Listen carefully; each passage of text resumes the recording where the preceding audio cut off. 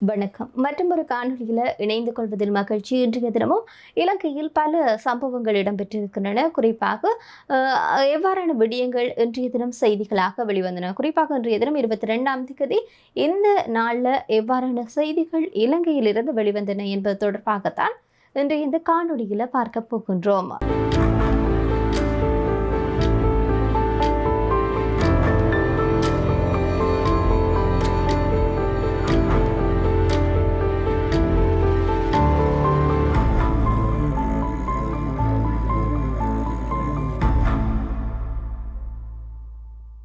இன்னும் சில மாதங்கள்ல முன்னாள் ஜனாதிபதியாக இருந்த ரணில் விக்ரமசிங்க மீண்டும் ஜனாதிபதியாக அங்கம் வகிப்பார் என்று சொல்லி முன்னாள் அமைச்சரான ஒருவர் தெரிவித்திருக்கின்றார். அவர் வேறு யாரும் இல்லை, முன்னாள் அமைச்சராக இருந்த ராஜித சேனாரத்ன தான் இந்த ஒரு விடயத்தை சொல்லியிருக்கின்றார்.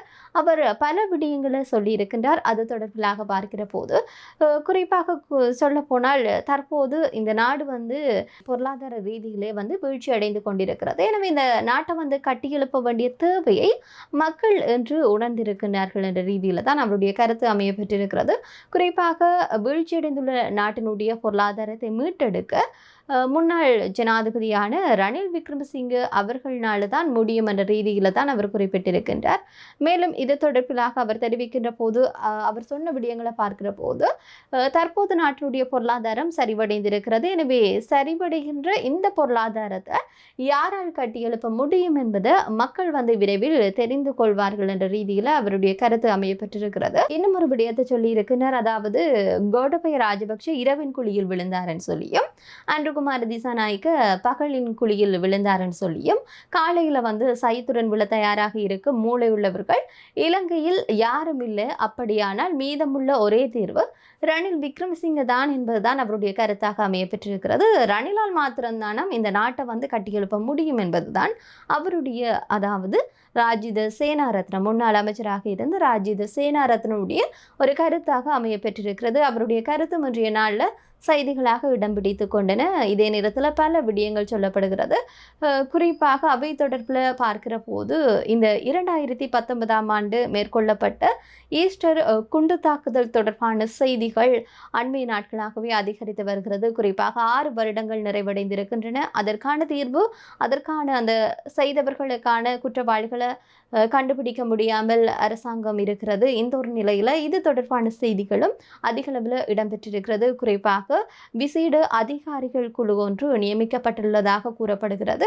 இந்த போலீஸ் ஊடக பேச்சாளராக இருக்கின்ற சிரேஷ்ட போலீஸ் அத்தியட்சகரான புத்திக மனதுங்க தான் இந்த ஒரு விடயத்தை சொல்லியிருக்கிறார். அவருடைய கூற்றுப்படி பார்க்கிற போது இந்த குழுவில் சிரேஷ்ட பிரதி போலீஸ் மா அதிபர் அசங்க கரவிட்ட தலைமையில தான் இந்த குழு அமையப்பட்டிருக்கும் சொல்லி, இவ்வாறாக அமைக்கப்படுகின்ற இந்த குழுவில் அங்கம் வகிக்கக்கூடிய நபர்களை பார்க்கிற போது குற்றப்புலனாய்வுத்துறைக்கு பொறுப்பான டிஐஜி, குற்றப்புலனாய்வுத்துறை மற்றும் பயங்கரவாத புலனாய்வு பிரிவினுடைய தலைமை அதிகாரிகள் தான் இந்த குழுவில் அங்கம் வகிப்பதாக அவர் கூறியிருக்கின்றார். இது தொடர்பில் ஊடகங்களிடம் கருத்து கூறுகின்ற போதுதான் அவர் இந்த ஒரு விடயத்தை சொல்லியிருக்கின்றார். எனவே பிரதான குழுவின் கீழ் மேலும் பல துணை குழுக்கள் நியமிக்கப்பட்டு அவை ஏற்கனவே அறிக்கையை ஆய்வு செய்ய தொடங்கி இருக்கிறதுன்னு சொல்லியும் அவர் சொல்லியிருக்கின்றார். அத்துடன் 66,000க்கும் அதிகமான பக்கங்கள் கொண்ட அந்த அறிக்கையை தொடர்ந்து ஆய்வு செய்யும் போது கண்டறியப்படுகின்ற இந்த புதிய தகவல்களோட அடிப்படையில் புதிய விசாரணைகளும் தொடங்கப்படும் என்பதுதான் அவருடைய கருத்தாக அமையப்பட்டிருக்கிறது. குறிப்பாக இந்த ஈஸ்டர் குண்டு தாக்குதல் தொடர்பில் 66,000 பக்கங்களை கொண்ட அறிக்கைகள் காணப்படுவதாக அவர் தெரிவித்திருக்கின்றார். எனவே இந்த தாக்குதல் தொடர்பான ஜனாதிபதி விசாரணை ஆணைக்குழுவினுடைய அறிக்கை மேலதிக விசாரணைக்காக நேற்று முன்தினம், அதாவது 20ஆம் தேதி அதிகாரப்பூர்வமாக குற்றப்புலனாய்வு துறையினரிடம் ஒப்படைக்கப்பட்டதாக கூறுகின்றார். எனவே ஜனாதிபதி அனுரகுமார திசாநாயக்கனுடைய உத்தரவின் பேரில் தான் ஜனாதிபதியின் செயலாளரினால இந்த அறிக்கை ஒப்படைக்கப்பட்டுள்ளதாக சொல்லப்படுகிறது. இப்படியாக விசாரணைகள் தீவிரமடைந்திருக்கின்றன.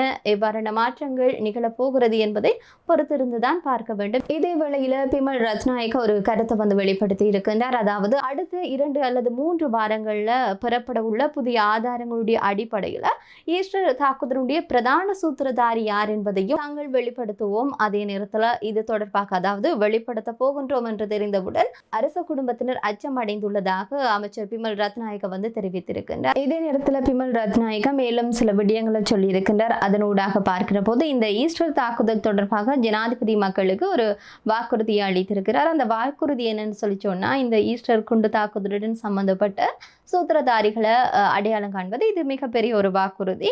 எனவே இதை தொடர்பாகத்தான் அரசாங்கம் செயல்பட்டு கொண்டிருக்கிறது. இந்த ஈஸ்டர் தாக்குதலில் தொடர்புடைய சந்தேகிக்கப்படும் 2 காவல்துறை அதிகாரிகள் அண்மையில் கைது செய்யப்பட்டிருக்கின்றார்கள் என்பது அவருடைய கருத்தாக அமைய பெற்றிருக்கிறது. இதே நேரத்தில் ராஜபக்சவுடைய ஆட்சி காலத்தில் ராஜாங்க அமைச்சராக இருந்த பிள்ளையான் கைது செய்யப்பட்டிருக்கின்றார். அவர் கைது செய்யப்பட்டது மாகாண துணைவேந்தருடைய கொலை தொடர்பாகத்தான் அவர் கைது செய்யப்பட்டிருக்கின்றார். ஆனாலும் தற்போது நடைபெற்றிருக்கக்கூடிய விசாரணைகளின் அடிப்படையில் அவருக்கும் இந்த குண்டு தாக்குதலில் சில விடயங்கள் சம்பந்தப்பட்டிருக்கிறார் என்பது வெளித்தெரிய ஆரம்பித்திருக்கிறது என்பதுதான் பிமல் ரத்நாயக்கவுடைய கருத்தாக இருக்கிறது. எனவே இதனூடாக அந்த உண்மையான குற்றவாளிகளை கண்டுபிடிப்பது என்பது கொஞ்சம் சிரமமாகத்தான் இருக்கிறது என்பதுதான் அவருடைய கருத்தாக அமைய பெற்றிருக்கிறது. இதே நேரத்தில் இந்த ஈஸ்டர் தாக்குதலுக்கு பிறகு இந்த தாக்குதலை திட்டமிடுவதற்கு சில அரசியல் ரீதியாக பொறுப்பானவர்கள் பின்னணியில் இருந்திருக்கின்றார்கள். அவர்கள் சில ஆதாரங்களை மறைத்திருக்கின்றார்கள் அல்லது அவர்களுடைய அதிகாரத்தில் இருக்கின்ற போது அந்த ஆதாரங்கள் அளித்திருக்கின்றார்கள் என்பதும் அவருடைய கருத்தாக அமைய பெற்றிருக்கிறது. இதே நேரத்தில் நாடளாவிய ரீதியில் கைது செய்யப்பட்டவர்களுடைய எண்ணிக்கையை பார்க்கிற போது 291 காணப்படுகிறது என்று சொல்லி போலீஸ் ஊடக பிரிவு தெரிவித்திருக்கிறது. நேற்றைய தினம் கைது செய்யப்பட்டவர்களுடைய எண்ணிக்கையாகத்தான் அதனை குறிப்பிட்டிருக்கின்றார்கள். இந்த குறித்த சந்தேக நபர்கள் போதைப் பொருளுடன் தொடர்புடைய நபர்கள் என்பதும் அதனூடாகத்தான் அவர்கள் கைது செய்யப்பட்டிருக்கின்றார்கள் என்பதும் போலீஸ் ஊடக பிரிவினுடைய கருத்தாக அமைய பெற்றிருக்கிறது. இதே நேரத்தில் ஜனாதிபதி அன்றுகுமார திசாநாயக்க ஒரு விடயத்தை சொல்லி இருக்கின்றார். அதாவது இந்த அரச ஊழியர்களுடைய சம்பளத்தை பல வருடங்களின் பின்னர் அதிகரிக்கப்பட்டுள்ளதாக ஜனாதிபதி அன்றுகுமார திசாநாயக்க முன்வைத்திருக்கின்றார். கம்பகாவில் இன்றைய தினம் இடம்பெற்ற ஒரு பேரணி ஒன்றில் கலந்து கொண்டு கருத்து தெரிவிக்கின்ற போதுதான் ஜனாதிபதி அன்றுகுமார திசாநாயக்க இந்த ஒரு விடயத்தை சொல்லியிருக்கின்றார். இது தொடர்பாக அவர் மேலும் கருத்து தெரிவித்த போது அது தொடர்பாக பார்க்கிற போது இந்த தேர்தல் காலத்தில் அரச ஊழியர்களுடைய சம்பளத்தை அதிகரிப்போம் என வாக்குறுதி வழங்கினோம். இன்று அதனை நாங்கள் நிறைவேற்றி இருக்கின்றோம். நாங்கள் ஆட்சிக்கு வருவதற்கு முதல் நாட்டினுடைய பொருளாதாரத்தை பார்க்கிற போது அது வீழ்ச்சி அடைந்துதான் காணப்பட்டது. ஆனால் தற்போது அது அதிகரிக்கப்பட்டிருக்கிறது, வளர்ச்சி அடைந்திருக்கிறது என்பதுதான் அவருடைய கருத்தாக அமைய பெற்றிருக்கிறது. மேலும் இந்த நாட்டை முன்னகர்த்தி செல்ல அரச ஊழியர்களுடைய பங்களிப்பு மிக முக்கியமாக இருக்கிறது. தற்போது 30,000 புதிய அரசு ஊழியர்கள் அரசு துறைக்குள் உள்ளெடுப்பதற்கு நாங்கள் தயாராக இருக்கின்றோம். விண்ணப்பங்கள் கோரப்படும் போது அதற்கு விண்ணப்பித்து பரீட்சை எழுதி சிறந்த மதிப்பெண்களை பெற்று அரசு சேவைக்குள் உள்நுழைய முடியும் என்பது அவருடைய கருத்தாக அமைய பெற்றிருக்கிறது. மேலும் சிறந்த ஆளுமையுள்ள அரசு ஊழியர்களை அரசு துறைக்குள்ள உள்வாங்க நாங்கள் எப்போதும் ஆயுதமாக இருக்கின்றோம் என்பதுதான் ஜனாதிபதி அன்றுகுமார திசாநாயக்கனுடைய ஒரு கருத்தாக அமைய பெற்றிருக்கிறது. தேர்தல் நெருங்க அவர்கள் மேடை பேச்சுகளில் கூறக்கூடிய விடயங்களும் அதிகரித்து தான் செல்லக்கூடியதாக இருக்கும். எனவே பொறுத்திருந்து பார்ப்போம் எவ்வாறான மாற்றங்கள் குறிப்பாக இந்த வேலையில்லா பட்டதாரிகள் தொடர்பில் முன்னெடுக்கப்படும் என்பதையும் பொறுத்திருந்து தான் பார்க்க வேண்டும். இவ்வாறான செய்திகள் முக்கியமான செய்திகளாக இடம் பிடித்துக் கொண்டன. மற்றும் ஒரு காணொளியில் சந்திப்போம். நன்றி.